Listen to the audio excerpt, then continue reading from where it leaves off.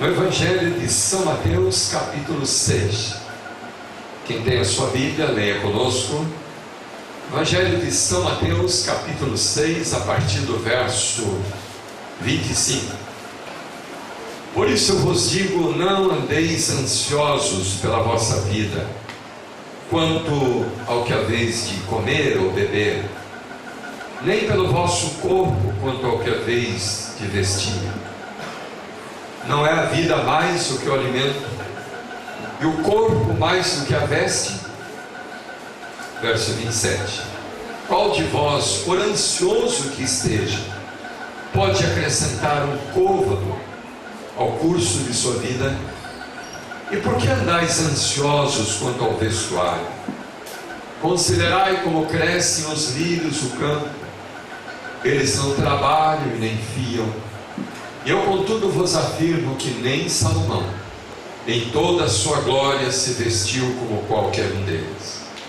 Ora, se Deus veste assim a erva do campo, que hoje existe e amanhã é lançada no forno, quanto mais a vós outros, homens de pequena fé. Portanto, não vos inquieteis, dizendo: que comeremos?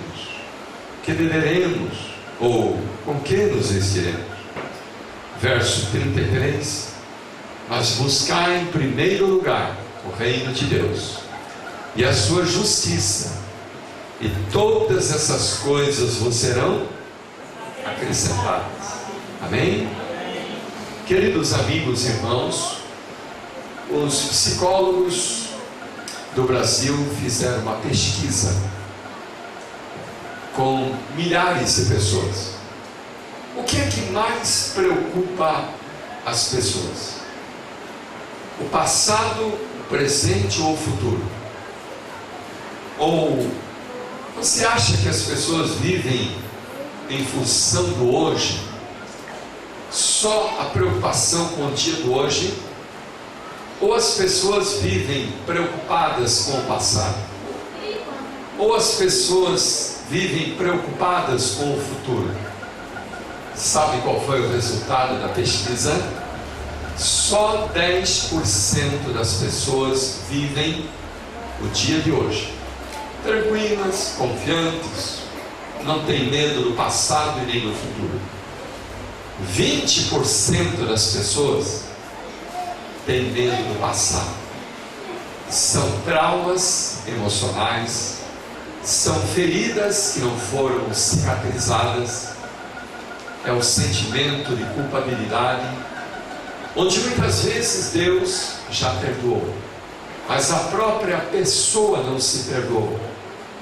Pessoas que têm medo do passado. E pasme, meus senhores, 70% das pessoas têm medo do futuro, têm medo do dia do amanhã. Por isso, a importância das palavras de Cristo: não vos preocupeis, não andeis ansiosos, não vos inquieteis.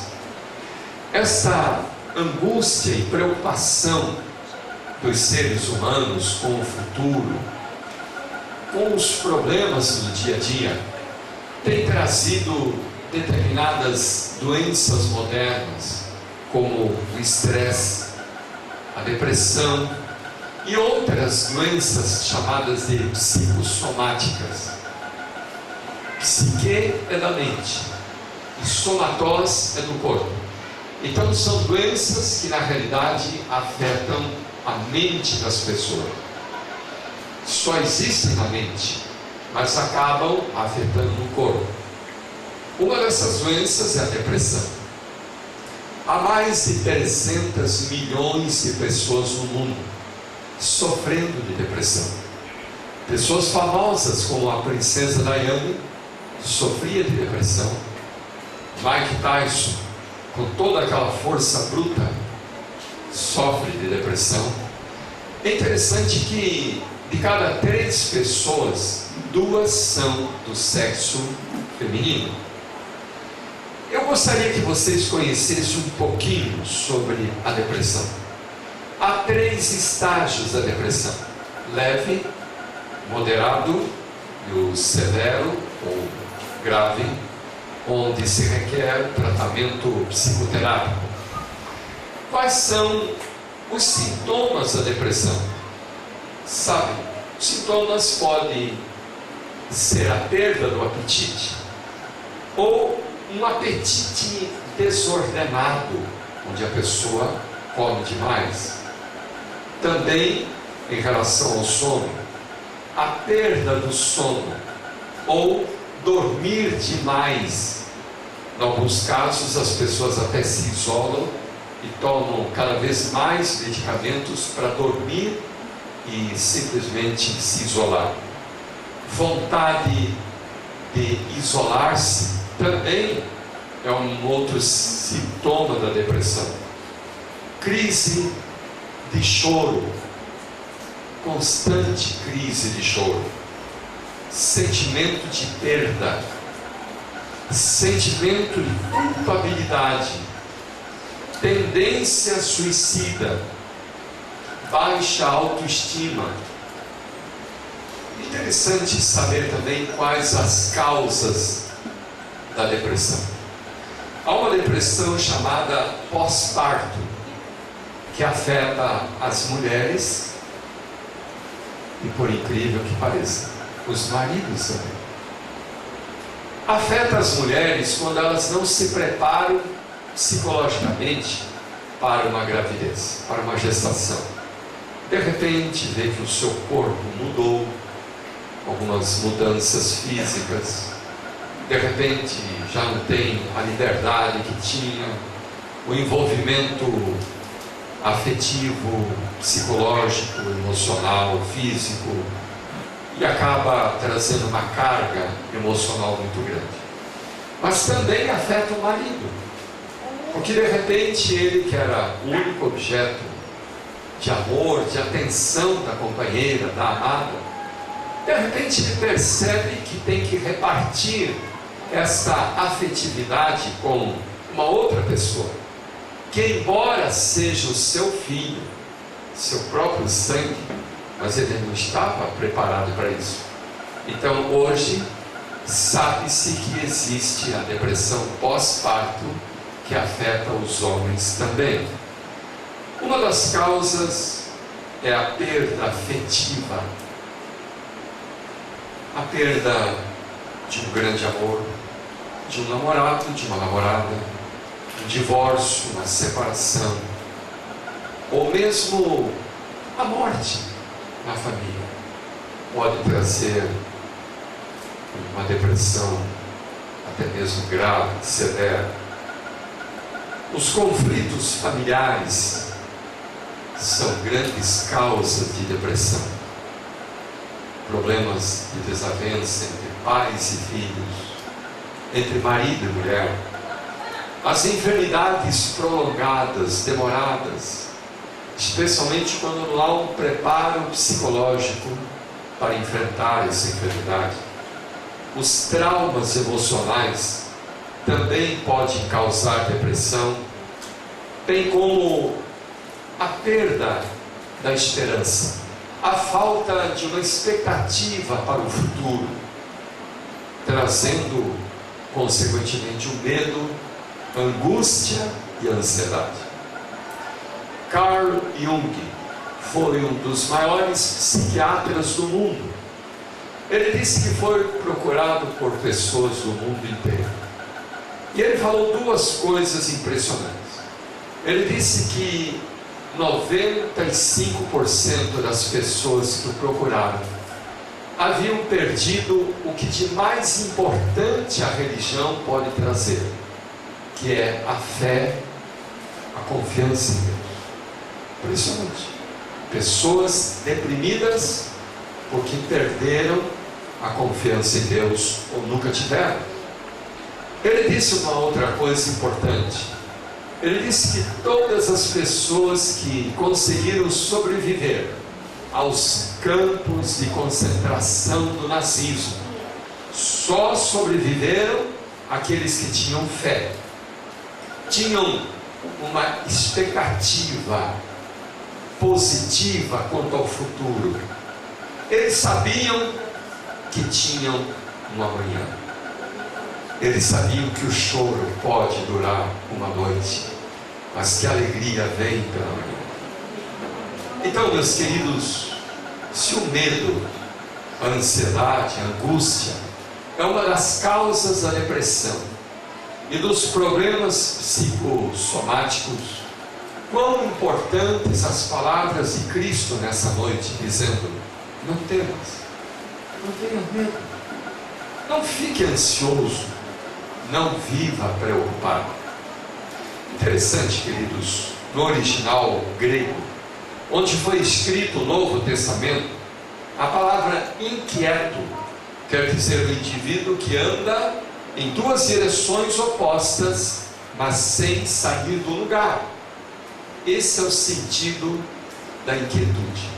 Na realidade, não leva a nada, não leva a lugar algum, não leva a vitória nenhuma, a bênção nenhuma. A palavra preocupado, no original grego, tem o sentido de estrangulado.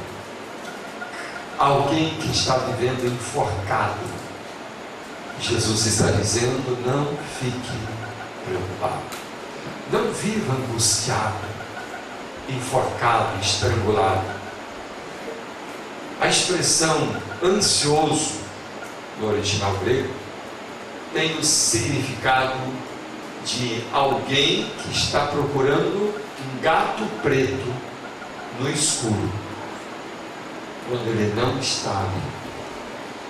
Imagina, procurar um gato preto no escuro já é difícil, principalmente quando ele não está ali, não existe. Esse é o significado da palavra ansioso. Meus amigos, a ansiedade afeta praticamente todos os órgãos de nosso corpo. Afeta o sistema circulatório, o sistema imunológico, o sistema digestivo, o sistema nervoso. Praticamente não há um órgão do corpo que não sofra com a angústia, a ansiedade, as preocupações. Interessante que 90% das doenças, elas são da mente. Sabiam disso? 90% das enfermidades, elas não existem. Não existem, queridos. Elas simplesmente existem na mente do indivíduo. Eu tenho um amigo médico, cardiologista, no interior de São Paulo, muito famoso na região. Para você marcar uma consulta com ele, você tem que marcar com 3 meses de antecedência. O consultório dele é super lotado todos os dias. Ele me disse: pastor, 90% das pessoas que vêm aqui, elas não têm nada. Às vezes o coração bateu um pouquinho mais forte, ou um sentimento de sufoco, às vezes por um problema de excesso de gases, ou uma preocupaçãozinha, e as pessoas vêm aqui. Só que se eu disser às pessoas que elas não têm nada, elas vão embora daqui. Elas vão procurar outro médico e dizem que eu não presto, que eu não sou um bom médico. Então, sabe o que eu faço? Eu faço um exame simples, um eletrocardiograma. Eu dou um comprimidinho que é mais efeito placebo, não faz mal e nem bem, e digo para a pessoa: olha, você está indo muito bem no seu tratamento.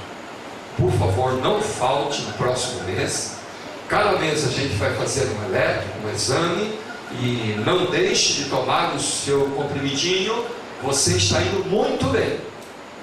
Então as pessoas saem daqui satisfeitas, felizes, alegres, e eu estou recebendo a bênção, porque não tem horário com menos de 3 meses para uma consulta. Mas 90% dessas pessoas não têm absolutamente nada. A ansiedade mata, queridos. Preocupação, o medo mata. No sul do Brasil, um homem estava fugindo da polícia. E ele procurava uma porta, um lugar para se esconder, uma porta aberta. E a primeira porta que ele encontrou foi de um caminhão frigorífico. A porta estava aberta lá atrás, ele entrou e se escondeu. E o motorista veio e trancou a porta e foi embora. Quando o motorista trancou a porta, aí ele viu que literalmente havia entrado numa fria, ou num caminhão frigorífico. E ele começou a sentir intenso frio. 15 ou 20 minutos que estava lá dentro, ele pegou uma caneta e um papel e começou a descrever os últimos momentos da sua vida. Ele descreveu: eu vou morrer congelado aqui dentro. É terrível. Todo o meu corpo está com frio. Está congelando as mãos e os pés. É terrível morrer de frio. Mais 10 ou 15 minutos ele escreveu já, com a caligrafia muito ruim: minhas mãos e pés estão congeladas. Acho que é a última vez que estou escrevendo. E realmente, mais 10 minutos depois, o motorista abriu a porta do caminhão e o encontrou morto. Só que um detalhe: o frigorífico, o balcão frigorífico estava desligado. Não estava frio, congelado lá dentro. Ele simplesmente morreu de medo, de ansiedade, de pavor. Quão importantes as palavras de Cristo: não tenha medo, não fique ansioso, não viva preocupado.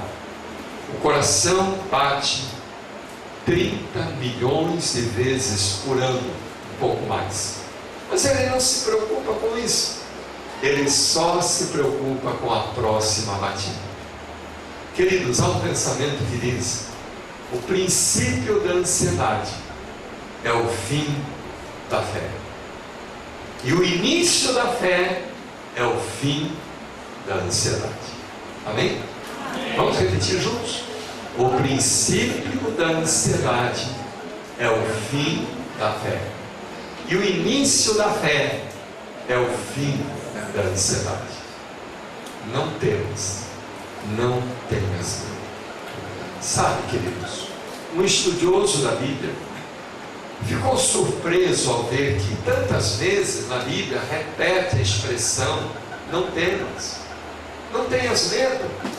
E ele resolveu contar e descobriu que há na Bíblia, sabe quantas? 365 vezes a expressão não temas. Isso quer dizer uma para cada dia do ano. E alguém perguntou: mas pastor, e o ano bissexto, que tem 366 dias? Aí vem aquela expressão de Jesus: eis que estou convosco todos os dias, até a consumação dos séculos. Amém? Eu trouxe esta noite 2 textos bíblicos desses 365 que fala não temas. Eu quero compartilhar com os irmãos, em nome de Jesus. Abra a sua Bíblia, Isaías capítulo 43, profeta messiânico do Velho Testamento. Isaías 43, a partir do verso 1. Mas agora assim diz o Senhor que te criou, ó Jacó, que te formou, ó Israel: não temas, porque eu te remi. Chamei-te pelo teu nome, e tu és meu. Quando passares pelas águas, eu estarei contigo. Quando pelos rios, eles não te submergirão. Quando passares pelo fogo, não te queimarás, e nem a chama arderá em ti. Porque eu sou o Senhor teu Deus, o teu Salvador. Verso 4: tu foste precioso aos meus olhos, digno de honra, e eu te amei. Verso 5: não temas, porque eu estou contigo. Amém? Amém? Queridos, eu gosto desse texto bíblico, primeiro, porque aqui Deus nos chama de Jacó e de Israel. Sabe o que quer dizer a palavra Jacó? Quer dizer mentiroso, falso, usurpador, enganador. E a palavra Israel quer dizer vitorioso, aquele que luta com Deus e vence. E Deus sabe que você e eu, de vez em quando, somos um Israel, um vitorioso. Estamos nos píncaros da glória, da nossa fé, da nossa comunhão com Deus. E de vez em quando nós somos um Jacózinho, fraco, com tropeços e fracassos, parece que vivendo no vale da sombra da morte. Duas coisas. Primeiro, Deus nunca deixa de nos amar, mesmo quando a gente dá uma de Jacózinho por aí. Amém, irmãos? Amém. Segunda coisa, lá no livro de Jeremias, capítulo 46, o verso 27, diz que esse Jacó que há dentro de nós, ele tem que voltar para Deus. Aí sim, você vai viver tranquilo e confiante, e nada haverá que o aterrorize. Segunda coisa importante que eu vejo nesse texto, é que aqui Deus diz assim: eu te remi, eu te comprei, eu paguei o teu preço. E ainda diz: eu te chamei pelo teu nome. Eu gosto de colocar o meu nome aqui, e gosto de imaginar Deus falando comigo. Eu te chamei pelo teu nome, Aldrovando Araújo, e tu és meu, tu és minha.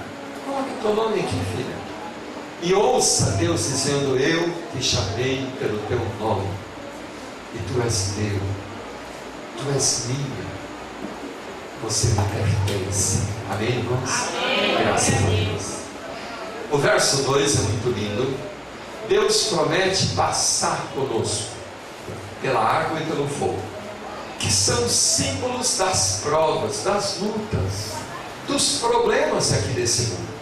Escute bem, Deus não prometeu que você não teria que passar pelo vale da sombra, da morte, das enfermidades, das decepções, mas Ele prometeu que sempre estará com você. Amém? Lembra daquele poema Pegadas na Areia? Quantos conhecem? É muito lindo. Senhor, tu prometeste estar sempre comigo, e eu realmente vi duas pegadas na areia. Só que no momento mais difícil da minha vida, tu me abandonaste, Senhor. Eu só vi uma pegada na areia. E o Senhor diz: não, meu filho, é que naquele momento eu te carreguei no colo. Amém, irmãos? Não temas, não tenhas medo. Eu acho lindo o verso 3, porque ele diz: eu sou o Senhor teu Deus, o teu Salvador. Sabe, queridos, há pessoas que têm medo de tudo. Tem medo da morte, tem medo dos mortos, tem medo de assalto, tem medo da polícia, tem medo de ladrão, tem medo do câncer, tem medo de derrame, tem medo do infarto, tem medo do fogo, tem medo da água, tem medo até de Deus.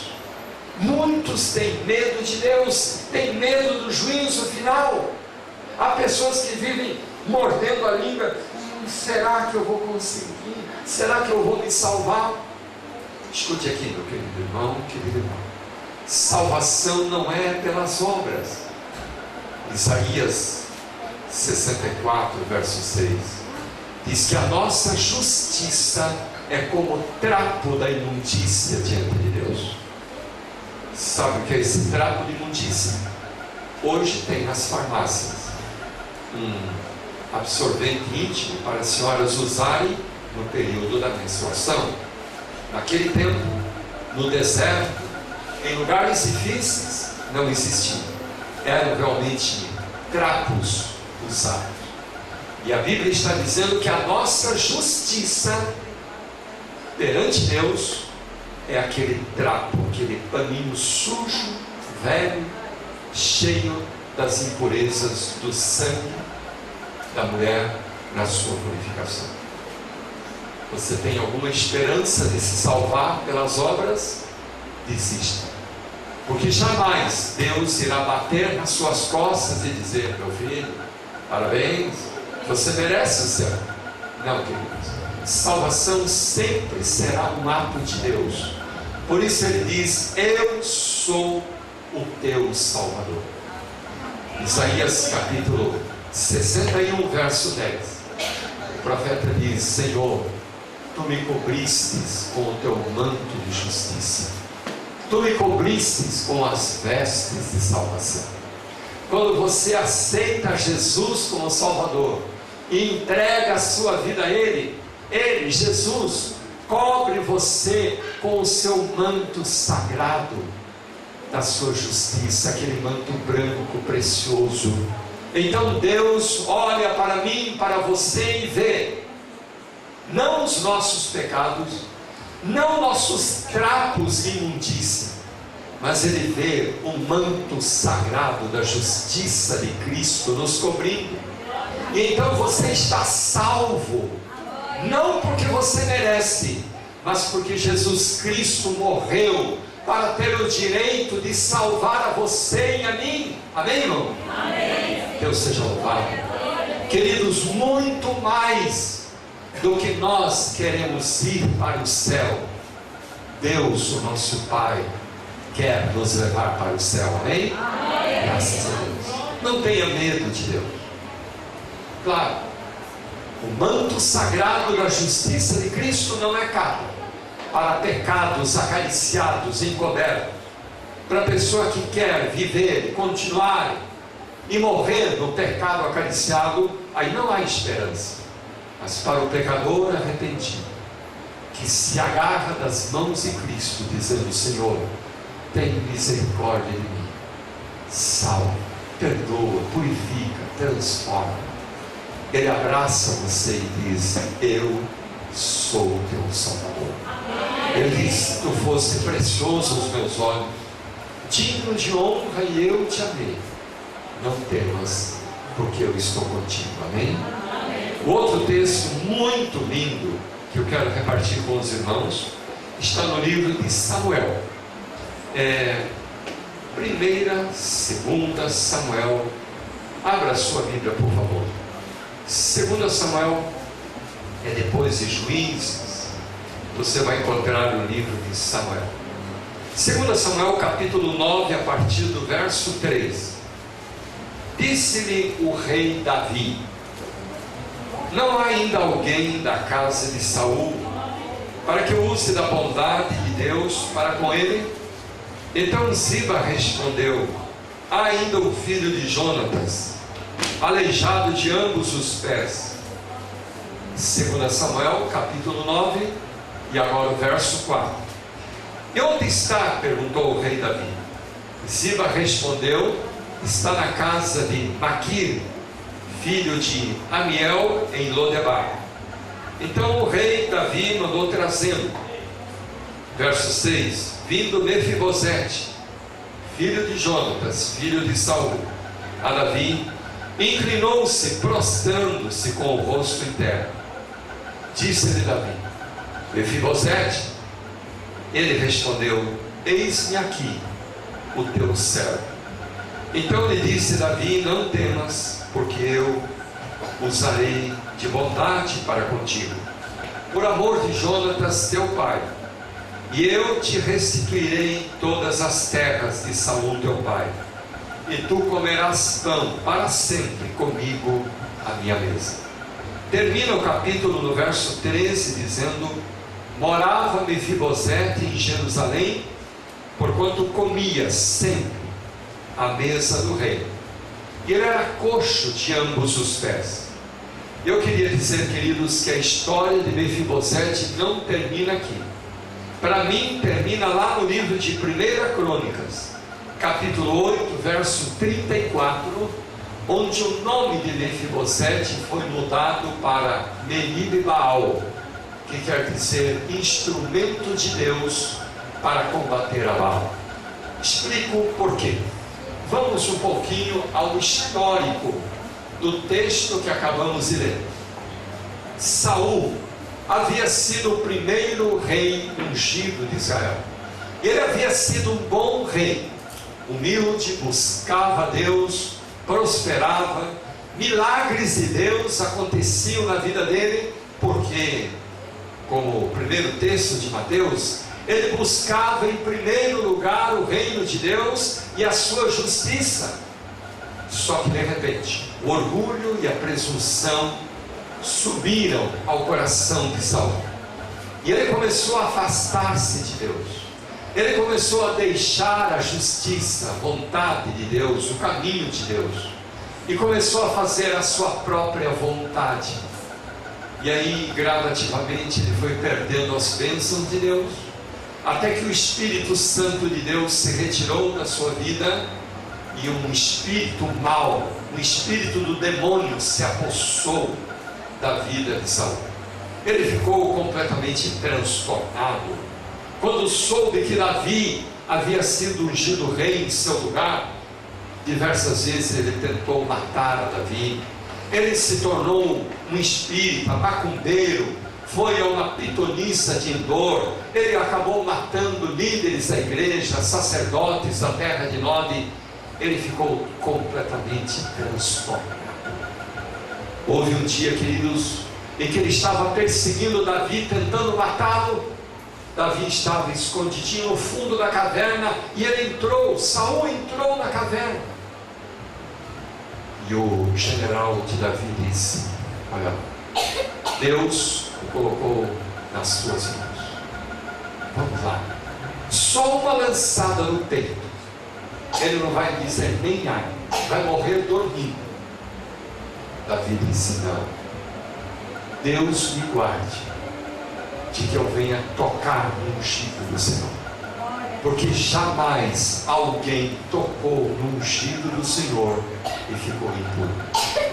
Queridos, um parênteses: não fale mal da vida dele, não fale mal da vida de ninguém, mas especialmente da vida dos ungidos de Deus, dos pastores, dos anciãos, dos líderes da igreja. Não fale mal, porque a Bíblia diz que ninguém estendeu a sua língua, a sua mão contra o ungido do Senhor e ficou impuro. Davi disse: vai haver um dia em que ele vai acertar as contas com Deus, e ele vai morrer na batalha. Infelizmente foi o que aconteceu. Os filisteus invadiram as terras de Israel, e no combate pessoas foram mortas, inclusive o rei Saul e o seu filho Jonatas, príncipe, herdeiro do trono, amigo de Davi. Diz a história, o contexto histórico, que a mulher de Jonatas, nora do rei Saul, quando viu que os inimigos filisteus haviam invadido as terras de Israel, porque eles invadiam, matavam as pessoas, tomavam conta das casas, de tudo. Diz o histórico que a mulher de Jonatas estava com o seu filhinho recém-nascido e tentou fugir a cavalo, e o bebezinho caiu da montaria, e foi quando quebrou-se-lhe os 2 pés, e ele se tornou aleijado, se tornou coxo. Há alguns tipos de coxos que andam com os pés para dentro, há outros que andam com os pés para fora, há alguns que não conseguem ficar em pé, andam com uma mão se arrastando no chão. Não sei qual era o grau do defeito físico desse menino. O fato é que a mãe, completamente deprimida, transtornada emocionalmente, psicologicamente, porque o rei, seu sogro, havia sido morto. seu esposo, príncipe, herdeiro do trono, havia morrido na batalha. O filhinho agora havia caído na montaria e estava aleijado. Esta mãe, numa profunda crise de depressão, colocou no filho o nome de Mefibosete, que quer dizer no original hebraico, sabe o que? Propagador da vergonha, propagador da desgraça, ou literalmente um desgraçado. A palavra desgraçado quer dizer alguém desprovido das graças de Deus, alguém que não tem bênção de Deus. E essa mãe colocou no filho o nome de Mefibosete, propagador da vergonha. E ele cresceu e foi morar num lugar chamado Lodebar, que no original hebraico quer dizer lugar algum, não tem no mapa. Imagine aquele lugarzinho lá longe, no meio da poeira, onde a serraria, a fábrica fechou, todo mundo se mudou, só tem lá uma ou duas ou três famílias, no meio da poeira. Ali morava Mefibosete, ou se escondia. Até o dia em que alguém chegou à sua casa e disse: o rei mandou buscá-lo, ele quer falar com você. Pergunta: será que Mefibosete recebeu a notícia com alegria ou com preocupação?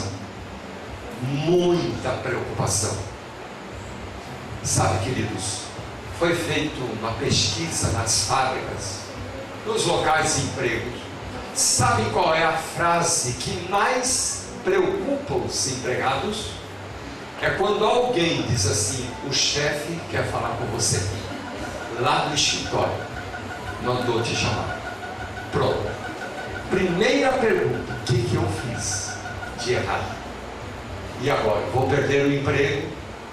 Família para sustentar? Dificilmente vem pela mente uma ideia de: opa, vou ganhar um aumento de salário. Quando falaram com Mefibosete, primeira coisa que ele pensou: eu sou o último legítimo herdeiro do trono de Saul, e o rei quer me passar a espada na garganta. Só que ele tinha que ir, e ele foi lá diante do trono do rei, ajoelhou-se e encostou a cabeça no chão, prostrando-se num gesto de inteira submissão. E quando o rei se levanta do trono e vai para perto dele, o rei pergunta: Mefibosete, é você o propagador da vergonha? E humildemente ele diz: eis-me aqui, o teu servo. Pode fazer o que quiser, pode atravessar o meu pescoço com essa espada. Só que ao invés disso, ele ouviu 3 ou 4 promessas muito lindas, que eu gostaria de compartilhar com a igreja nessa noite. Eu li um livro esses dias que diz assim: você não recebe de Deus aquilo que você pede, mas você recebe aquilo que você crê, que você acredita. Amém, irmãos? Amém. Jesus disse: quem puder receber essas coisas, recebam. Então, se você tem fé, em nome de Jesus Cristo, receba essas 4 promessas do texto de 2 Samuel, capítulo 9, o verso 7. Primeira, disse Davi: não temas. Deus Todo-Poderoso está dizendo a você nessa noite: não temas, meu filho, minha filha, não tenhas medo. Graças a Deus, porque você não precisa ter medo de nada. Amém, irmãos? Amém. Não tenha medo, não temas. A segunda promessa, ele está dizendo: eu usarei de bondade, de misericórdia para contigo. Não é maravilhoso isso, irmãos? Lembra-se como termina o Salmo 23? Falem comigo em voz audível, todo mundo. Como é que termina o Salmo 23? Certamente que a bondade e a misericórdia me seguirão todos os dias da minha vida, e habitarei na casa do Senhor para todos sempre. Amém. Queridos, Deus está dizendo: não tenha medo, porque eu usarei de bondade para contigo. Aqui no texto bíblico, Davi disse: eu usarei de bondade para contigo, por amor de Jonatas, o teu pai, meu amigo. Hoje Deus está dizendo para você, filho: eu usarei de bondade para contigo, por amor de Jesus Cristo, teu amigo, o meu filho, o teu Salvador. Amém, irmãos? E a terceira promessa, ele diz aqui: eu te restituirei. Meus amados, da noite para o dia, Mefibosete tornou-se milionário. Saiu da pobreza, da ruína, para o quadro de um homem herdeiro de uma fortuna do rei, seu pai. Terras e casas e animais e dinheiro na poupança, tudo, de repente foi restituído para ele, porque ele era o legítimo herdeiro. Sabe qual é a bênção aqui? Sabe qual é a palavra que Deus quer trazer para você hoje? É a palavra restituição. Queridos, em nome de Jesus eu pergunto: há alguém precisando de uma restituição aqui nessa noite? Há alguém aqui que perdeu a alegria de viver? Deus quer restituí-la para você. Há alguém aqui que perdeu o seu lar, a sua família, perdeu o seu casamento? Em nome de Jesus Cristo, Deus está dizendo que Ele vai restituir para você um lar feliz, meu querido irmão, querida irmã. Há alguém aqui que perdeu a sua saúde, talvez uma enfermidade rondando o seu corpo, talvez uma ameaça de um câncer, de um derrame, de um infarto, diabetes, colesterol, seja lá qual for essa enfermidade. Em nome de Jesus Cristo, eu levanto a palavra de Deus para dizer que Deus está prometendo a mim e a você que Ele vai restituir a sua saúde. Amém, irmão? Amém. Tem alguém aqui que perdeu dinheiro, bênçãos materiais? Talvez ficou de avaliça para alguém e teve que pagar essa conta, ou emprestou dinheiro para alguém e não lhe foi devolvido, ou quem sabe se está precisando receber os direitos trabalhistas de uma empresa que faliu, ou quem sabe se a bênção da aposentadoria lá do INSS. Em nome de Jesus Cristo, Deus está dizendo: eu te restituirei, inclusive as bênçãos na vida material. Amém, irmãos? Você crê? Você acredita que Deus pode restituir? Levante a sua mão e diga: eu creio. Diga forte: eu creio. Em nome de Jesus. Meus queridos, tem alguém aqui nessa noite que tem sido um Mefibosete, um propagador da vergonha, talvez porque fizeram de você um Mefibosete, talvez porque o diabo fez ou tentou fazer de você um Mefibosete, ou talvez porque você mesmo fez coisas que não deveriam ter sido feitas e se transformou num propagador da vergonha. Hoje Deus quer mudar o seu nome para Meribbaal, que quer dizer instrumento de Deus para combater a mal. Queridos, o choro pode durar uma noite, mas a alegria vem pela manhã. Deus não vai deixar você ficar sempre chorando, sofrendo, sem uma solução para o seu problema. Deus Todo-Poderoso tem uma solução para o seu problema. Queridos, eu também já passei por momentos difíceis na minha vida. Eu quero que você tenha certeza de que Deus tem bênçãos para restaurar a sua alegria, a sua felicidade. Todos nós passamos por esses momentos difíceis. Não, deixa aí. Até Está fazendo 3 ou 4 anos. Pode ser que dê. Satanás tentou fazer de mim um propagador da vergonha. Foram momentos difíceis, onde quase perdi o meu ministério. Parece que, sabe aquele momento, parece que nada dá certo. Parece que Satanás quer destruir, acabar com você. Parece que os amigos fogem. Eu vivi nesse momento. Deus tem sido maravilhoso para comigo. Desde criança, irmãos, Deus tem cuidado de mim. Ele me curou lá no hospital, me ressuscitou. Eu comecei a andar e falar com 4 anos de idade, por milagre de Deus. Até então não falava, não andava. Deus fez de mim pregador do Evangelho, ministro de Deus.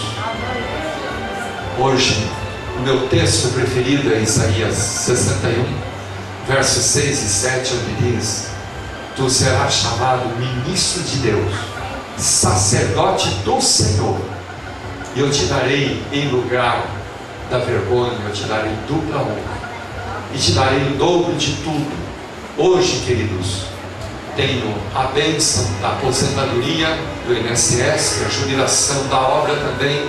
Estou na bênção de Deus, com o dobro em tudo. Prego em nossas igrejas aqui no Brasil e no exterior. Prego na nossa igreja e nas igrejas evangélicas, protestantes, pentecostais. Deus tem me usado para milagres. Então, aquela noite, naquela mensagem tão linda, Deus me fez relembrar alguns pedaços, capítulos da nossa vida. Eu vou terminar contando uma dessas histórias.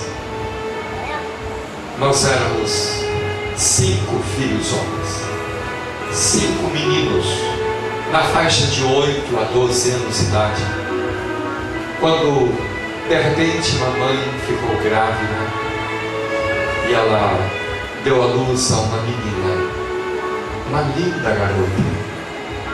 Agora, tente imaginar a emoção de 5 meninos, filhos homens, ao ter em casa agora uma irmãzinha, uma garotinha. A gente chegava a brigar para pegar a neném no colo e sair caminhando com ela. Eu era o pajem de minha irmãzinha. Não via a hora de voltar da escola para colocar minha irmãzinha no carrinho e sairmos para passear. Ela tinha quase 2 anos de idade, quando um dia, voltando da escola, mamãe não estava em casa, minha irmãzinha também não. Meu irmão estava lá num cantinho da sala chorando, e eu perguntei: cadê mamãe? Onde está a neném? Ele disse: mamãe foi para o hospital com a neném, ela não para de chorar a tarde inteira. E eu saí correndo para o hospital, uma cidadezinha pequenina do interior. Quando entrei no hospital, mamãe estava lá com a neném no braço, chorando. E ela disse: que bom que você veio, porque o médico não está aqui, vou ter que procurá-lo. Pegue a neném, fique naquela sala, sentadinho com ela. Peguei minha irmãzinha nos braços, enquanto mamãe saía, comecei a acalentá-la em meus braços, comecei a mimá-la. E ela foi se aquietando, parou de chorar e dormiu em meus braços. Dali a uns 20, 30 minutos, mamãe voltou com o médico. O médico entrou na sala e perguntou: é essa criança? Mamãe disse sim. O médico fez apenas esse gesto aqui. Levantou a pálpebra do olhinho de minha irmã e disse: essa criança já está morta. Morta. Mas a minha irmãzinha estava morta. Eu não podia acreditar. Irmãos, angústia, desespero tomou conta da família toda. Todo mundo chorava em casa. De repente papai chegou com aquele caixãozinho branquinho, com o corpinho de minha irmãzinha ali dentro, e o colocou em cima da mesa. A gente passou a noite inteira chorando, ninguém dormia, todo mundo chorava, gritava, angústia por ter perdido a única irmãzinha. No outro dia, bem à tardinha, o sepultamento teve que ser rápido, estava chovendo demais. A gente chegou correndo no cemitério, a covinha estava aberta, foi colocado o caixãozinho lá dentro, aquele monte de terra foi jogado e tivemos que voltar correndo para casa, porque estava chovendo demais. Aquela noite, irmãos, apesar de não ter dormido a noite anterior, eu não conseguia conciliar o sono. Eu virava para um lado, para o outro da cama, e só ouvia o barulho da chuva forte caindo lá fora. E eu imaginava, sabe o que, irmãos? A chuva caindo, penetrando naquele montinho de terra da sepultura da minha irmã. E eu imaginava, dali a pouco, aquela água ia molhar o caixãozinho da minha irmãzinha, ia entrar água no caixão, ia molhar o corpinho da minha irmãzinha.